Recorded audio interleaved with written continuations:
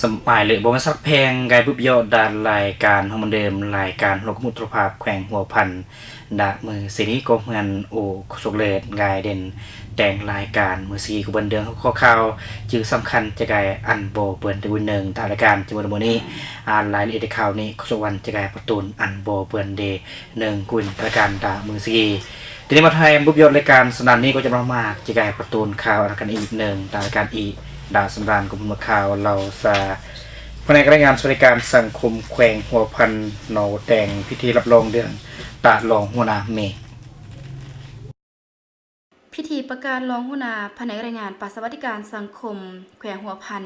กบเบิ้นแต่งเขื่อนดำมือทีสาวเดือน11 บาทวัน17กันนี้แต่งยัดดาห้องประชุมแผนกรายงานปสวัสดิการสังคมแขวงโดยการเมื่อประธานกุรวมเดก็เมื่อตาผู้สนธรรมวิสัยกรรมการประจำภาคแขวงรองเจ้าแขวงหัวพันตาปริญญาเอกคำแก้วสารบุญคุณใสรองรัฐมนตรีกระทรวงรายงานปสวัสดิการสังคม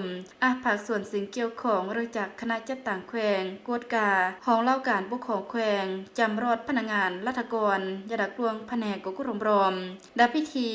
ผ่านข้อตกลงเดชตาเจ้าแขวงเลขที่1446แล้วเรื่องการแต่งตั้งรองหัวหน้าแผนกรายงานปสวัสดิการสังคมแขวงหัวพันจำนวนบาทกลโดยแต่งตั้งทานยาอุ่นรอสมคามหัวหน้าแขนงกวดกาปาตาสมนึกไสวิเฮืองหัวหน้าแขนงคุ้มครองแรงงานเขื่อนเมื่อหัวหน้าแผนกแรงงานปะสวัสดิการสังคมแขวงกุนเมฆปะเบิ้นรับหยังฮาโลสั่งเดตาเจ้าแขวงเล่าเรื่องการย้ายพนักงานรับหน้าที่เมฆโดยเบื้อนย้ายตา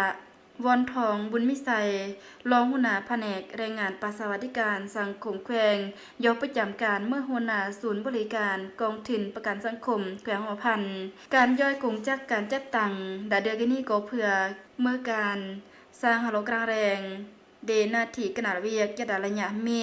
เมื่อการยุตุลส่งเสริมพนักงานการมอกอรนาทีขนาดเวียกอันยอดสำอายเลือกเขียนโปรยมังโอกาสย่อยการจัดตั้งดาเดกินีบลากระทรวงแรงงานปสวัสดิการสังคมก็เบือนเดืองรังโกจำนวน24ตนปลายเพื่อย่อยประชาชนโกนซึงบึบขอรายอมลึบอมกวาดมอบอันก็เมื่อตาคำแก้วสารบุญคุณใสรองรัฐมนตรีกระทรวงแรงงานปสวัสดิการสังคมกนรับเดืองก็เมื่อตาผู้สนธรรมวิสัยรองเจ้าแขวงหัวพันห้วยกอบมอบต่ออันแผนกแรงงานเดืองยอยงมาประชาชนกนซึ่งบึบขอรายอมลึบอมกำลางยัดดาเมืองกวันแขวงหัวพันตำบ